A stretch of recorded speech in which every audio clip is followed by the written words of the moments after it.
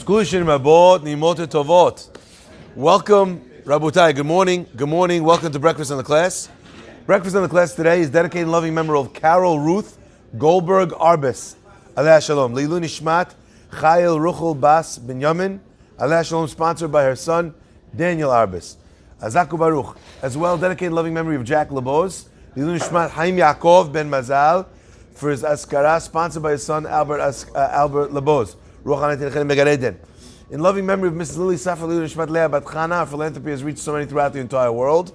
And finally, in loving memory of Betty Taub, Aleh Shalom Leilu Nishmat Bahia Bat Esther, sponsored anonymously. And also sponsored by David E. Ash in honor of you and your substantial capacity to do good today and every day. And also in the merit of the fact that he went and got my phone, because otherwise we would not have been able to record today. Hazaku Baruch for David E. Ash, for the substantial capacity that he has to do good today, especially, but also every day. My friends, shall we begin? We say again and again and again and again and again something which is amazing, actually. I don't know if anyone here has ever seen. Have you guys ever seen an old, like a war documentary or an old film about how they used to go to war? Right? They would go to war, and then all of a sudden, you know, all the people would take their swords and they'd raise them in the air and they'd say, "Rome, for Rome!" Yeah. They would scream something wherever, right? What's wild is the Torah says to us that when a Jew lifts up his lulav in the air, that's what he's supposed to be thinking. Like he's lifting his sword in victory. And when we scream together as a community, Hoshana, and everyone's like, Hoshana, I really get the vibes. Anivahu, Hoshiana. And then, you know, when Hoshana Rabbah comes, we go absolutely mental. Anivahu, Hoshana, Hoshiana. You lose even track of how many things you're shouting, but there's this incredible feeling of victory that's supposed to course through a person's veins. And what is this feeling of victory? This upraised sword? What is this victorious pose that we strike throughout the holiday days? The answer, my friends, is upon receiving Teshuvah through Rosh Hashanah and Yom Kippur. We have emerged victorious in our battle against the Yetzer Hara, against the Satan, and we are now standing in front of God with our forgiveness. But the question is, if we are standing with our swords, if we are indeed victorious, so why are we asking for more salvation? You picked up your sword, go to sleep. You picked up your sword, grab a flagon of rum, and sing an Irish jig. You're done. Chalas, it's over. Why are we asking for more if all of our requests have already been answered? So my friends, there's a beautiful idea that I'd like to kind of slowly unravel together with you. There's a famous memra that tells us that the final day of forgiveness, of judgment, falls out on Hoshana Rabbah. Now, at what stage, if we take a step back and we look at that, so we've got the month of Elul, we have Rosh Hashanah, 10 days Aset Teshuvah, Yom Kippur, 4 days between Yom Kippur and Sukkot, 7 days of Sukkot, and on the 7th day of Sukkot, we're left with what? We're left with Hoshana Rabbah. Say the Sfarim something unbelievable. They say that if you take a look, you'll see Hoshana Rabbah, the great salvation, is really 2 words. Hoshana, save, please. But it's not just an alliteration of 2 words put together, but rather Hoshana, save, na, nun, aleph, 51. There are 40 days from Elul until Yom Kippur. But then 4 days in between, 7 days after, there's another 11 days. Meaning that the days of salvation, the days of saving, are from when to when? Rosh Chodesh Elul until Hoshana Rabbah, giving us a salvation of 51 days. And I always think to myself, this is such an interesting concept. We find this all the time in praying. El na refa na la. that the number of 51, it encompasses the days of forgiveness, but also this idea of saying please to God, representing this amazing amount of time where we can ask HaKadosh Baruch Hu for forgiveness, even if we didn't make it during the signing, even if we didn't make it during the sealing, until the deliverance, until the final psak din is delivered into the hands of the person, of the malach, that's going to execute that gezerah, that negative decree. We have a chance to rip it up, to reverse it. Once it's already been sent, then we're done. So that's the Hosha'ana that we say again and again and again throughout the time of Sukkot. We're emerging victorious because we've got forgiveness. It's true. We did everything that we could. But you know what? Not everyone manages to get through. The victory of these days is the fact that even if we don't manage to get through with deen, as we mentioned, we get through with simcha, with joy. And the closeness that we feel to Borei Olam, the victory that we feel, it is to vanquish the Yetzer Hara. That in and of itself, the fact that you feel good about that you're enjoying being in the sukkah is itself a kapara. So enjoying the cold is a kapara. Enjoying the nuisance, if you will, of carrying your stuff, bringing it into the sukkah, is already a big part of the kapara. So my friends, let's, if we can, together, take a look at something that gets said on every single day of the Hosha'anot. Every day when we walk around the Teva, we say, Hosha'ana, Hosha'ana, Lemancha, and then we go through a list of Aleph Bet, right? Each one of the reasons, Lemancha, for you, why Hashem save us for you. And the question is, what exactly does this mean? What are we telling God when we say, save us for you? You find it, actually, versions of this already on Yom Kippur. Zochrenu l'chaim, melech hafetz b'chaim, kotvenu b'sefer chaim. All things that we're asking for us. Do all these things for us. Lema'ancha Elokim chaim. For your sake, O living God. What is this idea that we're asking God for things, Lema'ancha, for your sake? And the answer is brought as a magnificent mashal. You know, you have a scenario where a child, he goes to school, he fails at school. The father's a wealthy man, very successful businessman, an investor. He invests all the people in the community, his money. He does very well for himself. He's very respected. Only has one son. The son now flunks out of school. He uses all of his weight to keep him in school. The school says, look, we have nothing to teach him. The kid is a wild maniac. You know, whatever you want to do with him, but we can't do any more. The father decides, you know what? I'm going to homeschool him. He gets a private tutor. Every day the tutor sits with him. The guy hates the kid, hates learning. He causes all sorts of trouble till eventually the tutor quits. The father's literally going out of his mind. The kid only has been out of school now for 6 or 7 months. Already is rolling around to close to Pesach time. The father has no idea what to do. The tutor's tried everything before he quit. Father comes to the son. He knows the kid loves when he buys all the new clothing for the holiday. He loves to dress up nicely. He's very proud. He comes to the synagogue with all of his brand new nice clothes. The father says to the son, he says, listen, he says, I tried everything. Nothing seems to work. He says, I know that it bothers you. You know, I know that you like when you're wearing all the nice clothes for the holiday. Pesach is coming up. I always buy you a whole wardrobe every day to come to shul looking like $1 million. He goes, this year, if you don't turn it around, if you don't start studying, I'm not buying you new clothes. You're going to wear whatever you wore last year. Kid says, okay. When a kid says okay like that, you know you're in trouble. What's he saying? Not okay. He's saying it's on like Donkey Kong. That's what he's saying. Let's go. Kid makes more trouble than he made before. Because now you think that's me? You're gonna take the one thing I like? Okay, let's go. He's burning things down to the ground, this guy. Okay? Time goes by, he hasn't turned around, it's come time for Pesach. Father makes good on his promise. Doesn't buy him the clothes. But he's watching his kid with a close eye. He wants to see how he's going to react on his way home, when they walk home from shul on that first night.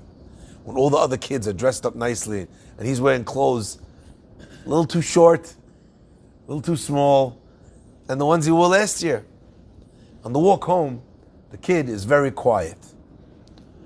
And the father's thinking to himself, you know what, he's only a kid. I know it was the only thing I could think of, but maybe I went too far. He looks at his son, he says, is everything okay? You all right? What's going on? And the kid says to his father, he says, look, you told me that if I didn't shape up, you weren't going to buy me new clothing anymore for Pesach. He says, and you know what? He says, I took that as a challenge. Like I was going to show you before you were going to show me. I don't want to do this. I don't enjoy learning. I don't enjoy it, I want to go play. I was going to show you. I came to shul tonight, he says, in my old clothes, and he goes, and it was fine. It didn't bother me. So the father is looking at his son. He says, well, son, he goes, I'm looking at your face, and your face is telling me a different story than your mouth. You don't look like you're so happy. And he says, Dad, I'll tell you the truth. He goes, I was fine. He goes, but right before I left, I was walking around the shul, like you know me, I don't sit down, I was walking around. He says, and I heard a few people talking. And the father says, really? And what'd they say? He said, they said that it must be that Mr. Cohen over here has lost his money, has lost his business acumen. We need to stop pulling all of our money out. We need to stop investing with him. Look, the guy can't even afford to buy new clothes for his kid. Things must be pretty bad if that's a situation when I don't want to go down with him. I'm not going down with the ship. And the kid says to his father, he says, listen, for me, I'm a troublemaker. He goes, I want to do what I want to do. He says, but you've been nothing but good to me my whole life. And I can't see that on account of my actions, something should happen to your good name. The father, with tears in his eyes, knows that the chinuch of his kid is going to go just fine because his kid has that in his heart. That's what we say to Borei Olam. Limma'ancha bor'enu. For your sake. What does Moshe Rabbeinu say when it comes time to punish the Jewish people? I deserve the punishment. And you know what? I'm okay. If I have to get the punishment, I'll take it like a man. But Lama Yomru Misraim. Why should the Egyptians say about you, God? Because you couldn't take them into the land of Israel. Because you couldn't protect them. Because you couldn't feed them. Right? Right? That's what they're going to say about you. Lama Yomru Agoyim Ayeh Elohehem. Why should the nations of the world say that? Ve'Elohenu Be'Elohenu Vashamayim. Our God is in heaven's called Asher Hafetz Asa. Whatever He wants, He could do. But that's not what it looks like to the outsiders. So we turn to God and we say, look, for us, we already asked. We asked on Rosh Hashanah, we asked on Yom Kippur. But there's enough Jews out there that maybe didn't ask.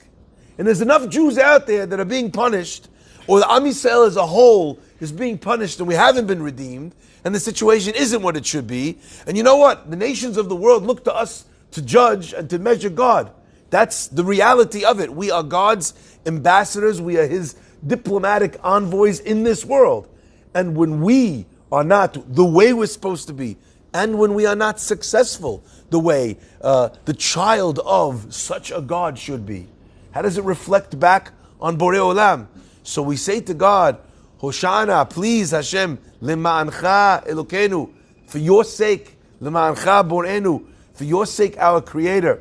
Please, Dachilak, you need to do something. You need to do something about this. So on the one hand, we have the Jewish people making a request, not for us, but for them. Sometimes in a marriage, a wife will ask her husband, or a husband will ask the wife, what can I get you? Your birthday is coming up. I want to get you something, your anniversary. What could I get you? You just got a promotion. I want to buy you a gift. What could I buy? I don't know what to buy you. What should I buy you? Has anyone here had that moment? Yeah? What could I get you? Honey, what could I do for you? You had that moment? Has there ever been a time where you've turned to your wife or to your husband and said, I'm fine. I don't need anything. But I'm watching you're falling apart. Where do you want to go? What do I want? I want you to be taken care of. I want you to be okay. I want to give you some time off. I want to do, so you know what you should buy me? Buy me something that takes care of you. Because if you're taken care of, then I'm taken care of. What a magnificent idea it is. Hoshana, that we're asking Hashem, Lema'ancha Bor'enu. We ask for ourselves. Now it's a time of joy, and you're ready to give us anything. And what are we asking for? V'sham na'avodcha b'yir'ah. Take us back. Build your own home, God. Take us back. Build the Beit HaMikdash again. Reunite yourself with all the children that you lost over the ages. And God looks at that. What a magnificent feeling He must feel when that's the answer of His beloved. When He comes to us and He's offering us anything as He stays with us in the Sukkah. My friends, there's one last piece to this. Because there's a great line that says the nature of a relationship is decided by he or by the party that wants it least. Let's say you have someone, right, who loves his wife and his wife loves him. What do they have? A loving relationship. What if he loves his wife and his wife likes him? They don't have a loving relationship. They have a liking relationship. Because at the very least, they both like each other. Maybe he loves her more than she loves him, but they have a liking relationship. What if he loves her, she hates him? Or she loves him and he hates her? They have no relationship at all. The nature of a relationship is defined by the one that wants it the least. My friends, Hoshana, save us, Lema'ancha Bor'enu. We're asking Him, for His sake, for the way it makes Him look in the world, okay? But at the same time, we look at God and we see something eerily similar. The Pasuk says to us, in the Mizmor that we read Tehillim, referencing the Jewish people being driven into exile. Al narot Bavel, sham yashavnu, gam bachinu. On the riverbanks, on the Babylonian riverbanks, right? We sat, gam bachinu, and we wept. V'zochrenu et Zion, when we remembered the Beit HaMikdash that had been destroyed. And the Sfarim ask, what does it mean? Sham yashavnu, gam bachinu. There we sat and we cried. Is it relevant, the status of the person's mobility when we were crying? Does it matter that we sat and cried versus the fact that we walked and cried? Or if we ran and cried? The point is, the Mizmor is trying to communicate that the Jewish people were mourning over the fact that they'd been driven into exile. And the Sfarim say something super, super beautiful.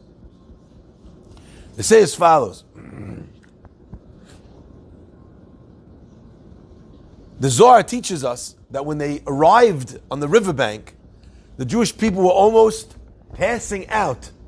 They were like going to have a heart attack from worry, from fear, from sadness of what they were going through. And at that moment, Az Gila Hashem Yitbarach et Einei Yecheskel HaNavi, God opened up the eyes of the prophet, Al Nahar Kevar, Lirot Marot Elokim, to see a beautiful spiritual vision. And what did he see? When he saw the Jewish people going, excuse me, crossing the river, what did he see? He saw V'ra'at HaShekhinah Kedosha. He saw God's presence. V'chol Pamal Yeshala, and its heavenly entourage. Yordim le Bavel, also going down with the Jewish people to Bavel in Israel. Shehem ka'arevim chemashkon, that they were like a promissory note, like a collateral. Ki mishi yotzi otam, yotzi gam et am Yisrael me'agalut. So what the pasuk is telling us is that when the Jewish people went down to Bavel, God Himself and His entire entourage also went into Galut with the Jewish people. And that's why the pasuk says, Al Narot Bavel, on the riverbanks, Sham Yashavnu. It means that we found a certain element of a comfort, of like Yishuv Hadat, that the person was settled, was a little bit less torn apart and harried than they were as they crossed, because they crossed the river. But Sham Yashavnu, why? Because we saw that God was with us as we crossed. But still, Gam Bachinu, even though we knew we had God with us, Bizrochrenu et Zion, we remembered that God did not belong with us in exile. He belonged back in Zion, belonged back in his home. We were torn because we had both emotions at the same time. We felt an element of sadness that God was with us in this exile, but also an element of calm that Hashem was with us. And they bring a magnificent mashal in the Sefer Sherit Yaakov. There was a poor girl who had nothing, not a dollar to her name. She goes to draw water for her family from the well. And as she's trying to draw water from the well, the one pitcher that her family owns to bring water to the family falls down the well, comes off the string. And now she can't bring water back for the family. They can't afford to pay a water carrier. Her family's thirsty at home. She tries to stop people and say that she lost her clay pitcher, her plastic jug at the bottom, cost 50 cents, and no one will stop. Who's going to stop and go down a well for 50 cents? It's just too much work. It's not worth anybody's time. Everyone is ignoring her. The girl is sitting there, finally hopeless, helpless. She sits by the side of the Be'er Mayim, of the well, and she's crying. She doesn't know. She can't come back and empty-handed to her family. As she's sitting there, a princess comes along riding on her beautiful horse, and she sees this girl crying. So she leans out the window of her carriage, and she says, "Little girl, is everything okay?" And the girl says, "No, everything's terrible. I have one pitcher. Our family has nothing. I came to get water. It fell down. I've asked everyone, but no one will spend the time to go down to the bottom of the well to get a 50-cent pitcher from the bottom of the well." And the princess says, "Have no fear, little girl. Your salvation is coming." And she says, "How?"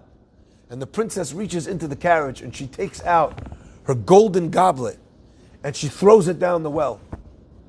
And she says out loud the carriage into the marketplace as people are starting to gather to see the princess in the marketplace. The princess says, "If anyone could help, my gold cup has fallen down the well." Immediately 10 people, they're going down ropes. Every guy turned into Tarzan. Within a minute or two, they come back up. They've given the gold cup to the princess. And they say, "You know what? Not only that, we also found there was this plastic cup right next to it."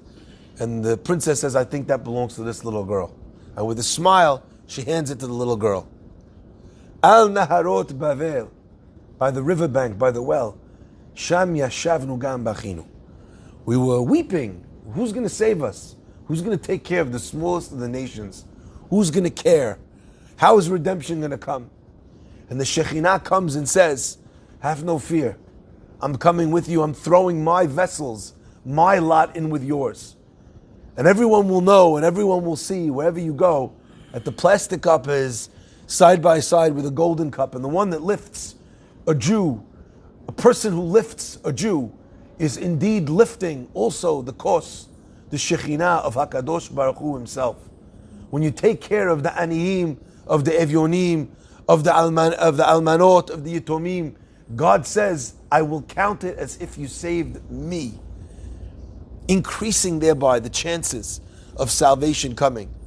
So when we turn to God and we say, "Hoshana, save us, lema'ancha bor'enu," for your sake. So we're looking at God and saying, we're so worried about your name being tampered, your name being dirtied, sullied in the mouths of these people, of the people that say that you don't have the mibli yecholet, from the inability to save the Jewish people. That's why we look the way that we do. But Borei Olam, even as we're looking out for Him, what is God doing with His glory and His honor and His golden cup?